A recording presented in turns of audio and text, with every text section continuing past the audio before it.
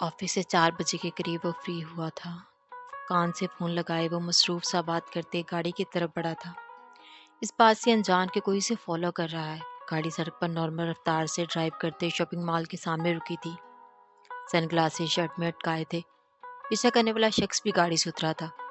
سر ابھی مشکل ہے، وہ شاپنگ مال گیا ہے لیکن اتنا مشکل بھی نہیں ہے، وہ سیکیورٹی کے بغیر ہی ہوتا تھا۔ فون پر دوسری طرف موجود شخص کو آگاہ کیا تھا، ٹھیک ہے کوئی موقع ملتا ہے تو آج ہی اس کا کام تمام کرو، نہیں تو ادھوری بات چھوڑتے وہ کال کاٹ چکا تھا۔ چلو مائی لو، آپ کے لیے بھی یہ مسکراتے اس کا چہرہ وجدان کی نظروں کے سامنے آیا تھا۔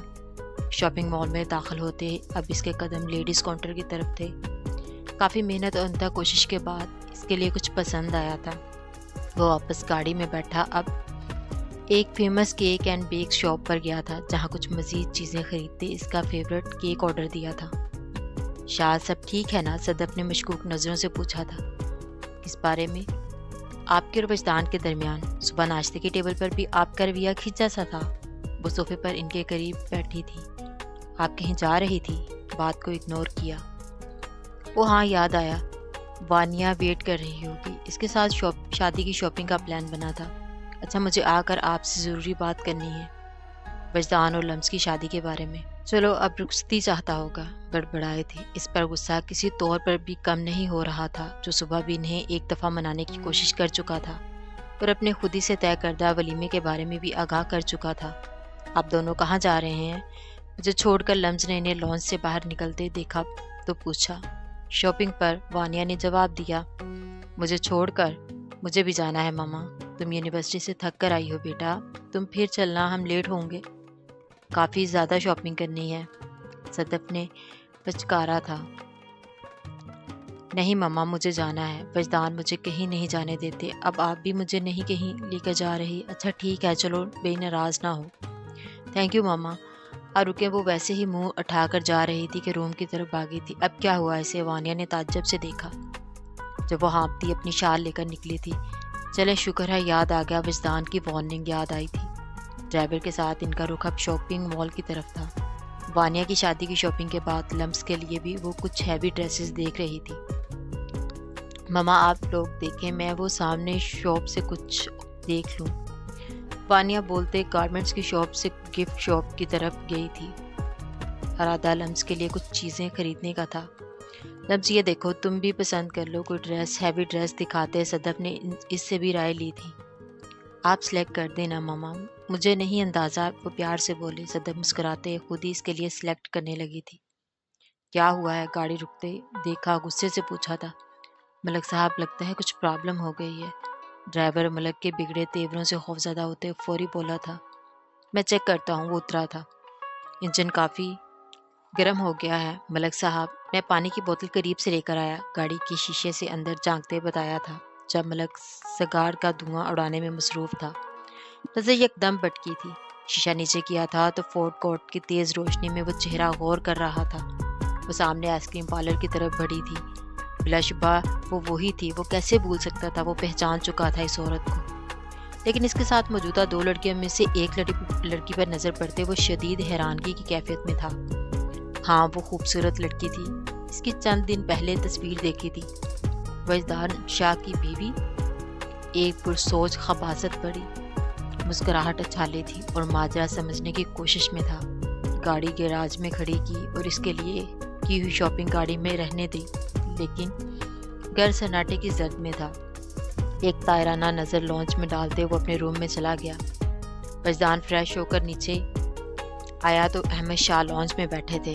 کیسے ہیں ڈیڈ؟ خوشگواری سے ان کے سامنے براجمان ہوتے پوچھا تھا۔ کوئی جواب نہیں دیا۔ کب تک ناراض رہنا ہے؟ ان کے جواب نہ دینے پر کہا۔ تمہیں کیا فرق پڑتا ہے؟ وہ تلخی سے گویا ہوئے تھے۔ پڑتا تو آپ کو منا رہا ہوں، ورنہ آپ ابھی مجھے جانتے نہیں، آخری بات دل ہی میں کہی تھی۔ سر کھانا لگاؤں آپ دونوں کے لیے؟ میڈ نے آ کر اپنی طرف توجہ کروائی تھی۔ موم کہاں ہے؟ یکدم خیال آیا۔ سر میم لوگ تو شاپنگ پر گئے ہیں۔ بٹ کون کون گیا ہے؟ یکدم وہ الرٹ ہوا تھا۔ کھانا نہیں، ایک کپ سٹرونگ چائے بنا دو، میڈ سے کہا تھا۔ وہ تینوں گئی ہیں، احمد شاہ نے جواب دیا۔ فون کیوں نہیں اٹھا رہی؟ کیا پرابلم ہے تمہیں؟ آ جائیں گی، اور تمہاری ماں کا فون روم میں ہے۔ اس کی بے چینی میں دیکھتے جواب دیا۔ مما اور وانی آپ ہی کل کیا دن ہے؟ آئس کریم کھاتے پوچھا۔ ٹیوزڈے، صدف نے آرام سے جواب دیا۔ نہیں کچھ خاص، مطلب کچھ ہوتا ہے اس دن، آپ کو یاد نہیں؟ وہ نکاح تو نہیں پر اپنی برتھ ڈے ضرور یاد کروانا چاہ رہی تھی۔ کیا مطلب؟ لمس ہر ویکنڈ میں ایک ٹیوزڈے ہوتا ہے، اس میں کیا خاص ہے؟ وانیہ نے اس کی معصوم ایکسپریشن دیکھ کر مسکراہٹ کو ضبط کیا تھا۔ سر ٹیوزڈے ہوتا ہے پر ڈیٹ بھی نہیں یاد، آپ لوگوں کو وہ اداس ہو گئی تھی۔ صدف و وانیہ نے ایک دوسرے کو دیکھا تھا۔ آج کتنے عرصے بعد باہر آتے فضا میں سکون محسوس ہوا ہے۔ آپ کے بھائی کی غیر موجودگی میں وانیہ نے آنکھیں دکھائی۔ آئس کریم کھانے کے بعد وانیہ اور لمس جو باتیں کرتے گاڑی کی طرف بڑھ رہی تھی۔ آپ کا فون، لمس رنگ ٹون سے متوجہ ہوتے وانی سے کہا۔ اپنا تو وہ لائی نہیں تھی۔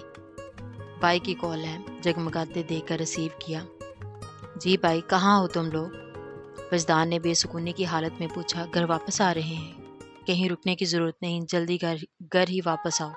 ڈرائیور کو فون دو۔ جی بھائی، ڈرائیور کو فون دیا جو اسے پتہ نہیں کیا کیا ہدایات دے رہا تھا۔ مما وجدان سے بچا لینا مجھے، گاڑی سے اترتے لمس نے آستہ سے صدف کو مخاطب کیا تھا۔ کچھ نہیں کہے گا، میرے ساتھ تھی تم، صدف نے اس کے ڈرنے پر کہا تھا۔ وجدان کو لانچ میں ٹہلتا دیکھا جو لمس کو کھا جانے والی نظروں سے دیکھ رہا تھا۔ فوری صدف کے پیچھے ہوئی تھی۔ کیا پرابلم ہے تمہیں؟ میرے ساتھ تھی وہ، صدف نے اسے اپنے سامنے کرتے کہا۔ بھائی آپ کو پتہ ہے راستے میں کتنی برائیاں کی ہیں آپ کی بیوی نے اور آپ کی وانیہ نے، ڈرائیور کے ساتھ شاپنگ بیگ لانچ میں رکھتے صوفے پر رکھتے کہا۔ نہیں وجدان، وانیہ بھی جھوٹ بول رہی ہیں، میں نے تعریف کی تھی۔ آپ تو بہت اچھے ہیں، فوری سامنے آتے ڈرتے مسکے لگایا تاکہ وہ اسے نہ ڈانٹے۔ وجدان نہ چاہتے ہوئے بھی اس کے جھوٹ اور خوف پر مسکرایا تھا۔ آف وائٹ شال کو کندھوں پر پھیلائے سادہ سے چہرے کے ساتھ وہ اس کے دل میں اتری جا رہی تھی۔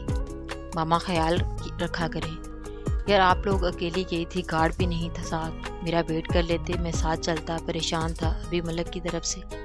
اچھا بس کرو، اب CID کی طرح تشویش نہ شروع کر دو، وہ یکدم بولی تھی۔ ابھی تو ان کو یہ بھی نہیں بتایا تھا، پتہ نہیں ان کا کیا ری ایکشن ہونے والا تھا۔ ان نون نمبر دیکھتے مریم کے لیپ ٹاپ کی بورڈ پر چلتی انگلیاں پل بھر کے لیے رکی تھی، شدید الجھن ہوئی تھی مصروفیت میں بار بار بجتی فون کی رنگ ٹون سے۔ کون ہے؟ کیا تکلیف ہے؟ بندہ نہیں اٹھا رہا تو سکون کیوں نہیں ہے؟ اٹھاتے ہی پھاڑ کھانے والا لہجہ، اوف یہ ادا۔ دوسری طرف بندہ فدا ہوا تھا۔ کون ہے؟ نہیں بولنا تو رکھ دوں میں۔ وہ کوفت میں مبتلا ہوئی تھی۔ مریم یہ رپورٹ چیک کرو۔ اوکے میں کرتی ہوں، تم پیچھے ہو کر کھڑے ہو۔ فون کان سے لگاتے وہ اپنے سر پر جھکے دوسرے بندے کو غصے سے ٹکا سا جواب دیا تھا۔ کون تھا وہ؟ تم ابھی تک گھر کیوں نہیں گئی؟ اور یکدم سیدھا ہوا تھا۔ تم میرے پاس میرا نمبر کیسے آیا؟ فوری پہچانتے ناگواری سے آئی تھی۔ بیبی تمہارا گھر پتہ کر لیا، گرینی سے دوستی کر لی، نمبر لینا مشکل تھا کیا؟ مراد نے جتایا۔ ویسے نمبر گرینی سے بہانے سے لیا تھا۔ بائی دا وے تم گھر کیوں نہیں گئی؟ وہ لڑکا کون تھا؟ لہجہ تفشیشی تھا۔ میرا عاشق سمجھے، اور میرے ساتھ اپنی گھٹیا زبان استعمال نہیں کرو، اشارہ بیبی کہنے کی طرف تھا۔ اور لاسٹ ون، اب دماغ نہ کھاؤ۔ ایمی شوخا پیچھے پڑ گیا۔ مریم چیئر سے ٹیک لگاتے منہ میں بڑبڑائی تھی۔ کیا بکواس ہے یہ؟ مراد کو پتہ نہیں کیوں عاشق کہنا برا لگا اور اپنی بے عزتی بھی۔ دیکھو میں نے تمہاری مدد کا بدلہ چکا دیا ہے، برائے مہربانی اب میری جان چھوڑو۔ بولتے ہی کوفے سے فون رکھا تھا۔ عجیب مصیبت، بال کانوں کے پیچھے کرتے وہ کام کی طرف متوجہ ہوئی۔ مراد فون دیکھتے دانت پیستے رہ گیا جو اسے تھینک یو کے بہانے فون کیا تھا۔ کدھر راستہ روکا تھا۔ ڈنر کرنے کے بعد وہ بچ رہی تھی تو اسے تیزی سے سب کے رومز میں جانے کے بعد وہ بھی اپنے روم کی طرف جا رہی تھی۔ مجھے سونا ہے، راستہ دے۔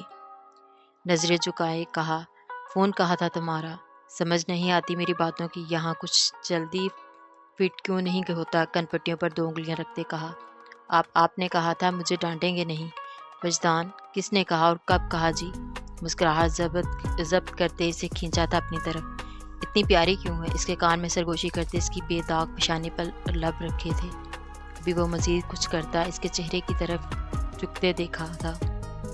خود کو دیکھتا پا کر وجدان پھر سے بے اختیار جھکا تھا جب اپنے دونوں ہاتھوں سے اس کے ہونٹوں پر رکھے۔ مزید کوئی حرکت کرنے سے باز کیا تھا۔ مجھے روکا نہیں کرو۔ بلیو می شدید والا پیار آتا ہے، اس کا ہاتھ ہٹاتے کہا۔ اب جلدی سو جا sweetheart, meet you two night.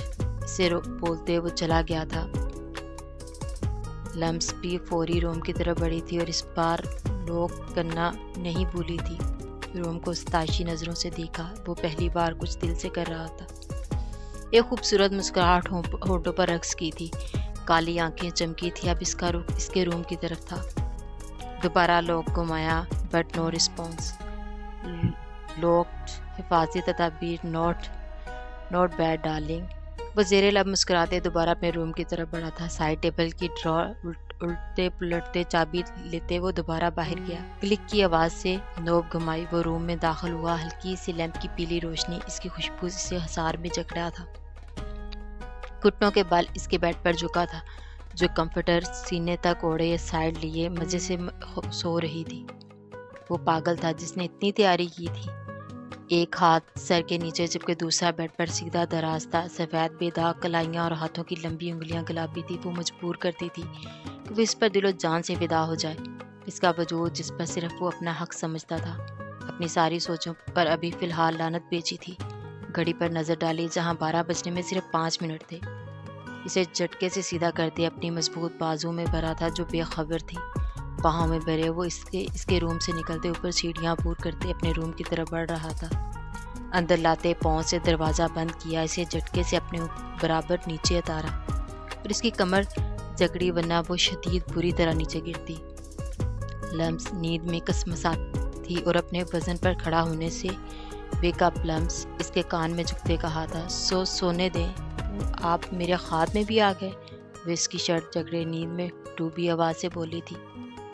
وجدان مسکرایا، میں ہر جگہ ہوں تمہارے ساتھ، سوتے جاگتے خوابوں میں، نو ویک اپ، ورنہ میں وہ کروں گا جو تم سوچ نہیں سکتی۔ وہ اسے دوبارہ آنکھیں نہ کھولتا دیکھ کر دھمکی دے گیا تھا، جو نیند میں دروازے کے پاس ہی اس کے سینے سے لگی تھی۔ Okay fine. جب وہ جھکا تھا تو اس کا نرم و نازک ہاتھ پکڑ کر انگلی زور سے دانتوں کے نیچے دبائی۔ درد محسوس کرتے وہ موندی آنکھیں کھولتے جائزہ لے رہی تھی کہ کہاں ہے وہ، پر کہاں تھی؟ بس اسے تو ہلکی سی روشنی والی جلتی بجھتی کینڈل نظر آ رہی تھی۔ ایک خوبصورت جگہ، ریڈ روز کی خوشبو، وہ کہاں تھی؟ وہ ذہن پر زور ڈال رہی تھی۔ جب وجدان کی دوبارہ اسی حرکت سے آدھی کھلی آنکھوں سے اوپر دیکھا، موم، وہ چیخی تھی، کیوں ہمارے خاص لمحوں میں سب کو اکٹھا کرنا ہے؟ وجدان نے ہونٹوں پر انگلی رکھی تھی۔ ہوش میں آتے وہ حیران در حیران وہ اس کے سینے سے لگی کھڑی تھی۔ یہ کیا تھا؟ حقیقت یہاں کیسے آئی؟ وہ happy birthday plus happy anniversary my love, اس کے الفاظوں سے وہ پوری طرح بیدار ہو چکی تھی۔ کیا میری برتھ ڈے؟ وجدان نیند میں ہونے کی وجہ سے وہ حیران ہوئی۔ نہیں میری، وہ چڑھا تھا۔ وجدان یہ سب وہ خوش ہوتے سب دیکھ رہی تھی، جہاں اداس تھی کہ کسی کو بھی یاد نہیں۔ اس وقت وہ چپل کے بغیر تھی، برون نرم قلین پر دستے اس کے سفید پاؤں اپنا وزن پڑھتے گلابی ہوتے اسے متوجہ کر رہے تھے۔ تم خوش ہو؟ وہ اس کے قریب کیا جو سب بلائے بس خود میں مگن تھی۔ یہ آپ نے کیا؟ وہ حیران در حیران تھی۔ اس کے روم کی ڈیکوریشن جو کینڈلز اور روزز کے ساتھ کی ہوئی تھی، اس کے ساتھ ٹیبل کے سینٹر میں 1 پاؤنڈ کا کافی کیک تھا، اس کا فیورٹ۔ چینج کرو ڈریس۔ وہ اس کے قریب ہوا۔ پلیز۔ ایسے ہی وہ پزل ہوئی، اس ٹائم بالکل چینج نہیں کرنا چاہتی تھی۔ وہ خود کو دیکھا جو پرپل سلک کی ہاف بازوں والی شرٹ اور ٹروزر میں دوپٹے سے ندار تھی، وہ یکدم شرمندہ سی ہوئی۔ وجدان اس کا ڈر سمجھتے اس کے قریب ہوا۔ ریلیکس، شوہر کے روم میں ہو، یہاں کچھ نہیں کہوں گا، کندھے سے تھامتے اپنے سامنے کیا تھا۔ اور ڈریس چینج کرنے پر اس نے اتنا مجبور نہیں کیا تھا، ورنہ اس کے لیے ایک قیمتی ڈریس کافی خوار ہو کر خریدا تھا۔ آؤ کیک کاٹیں۔ وہ اسے لیتے ٹیبل کی طرف بڑھا۔ وہ کیک کاٹنے لگی جب وجدان نے اس کی کمر پر ہاتھ رکھتے چھری چلاتے اس کے ہاتھ پر اپنا ہاتھ دھرا۔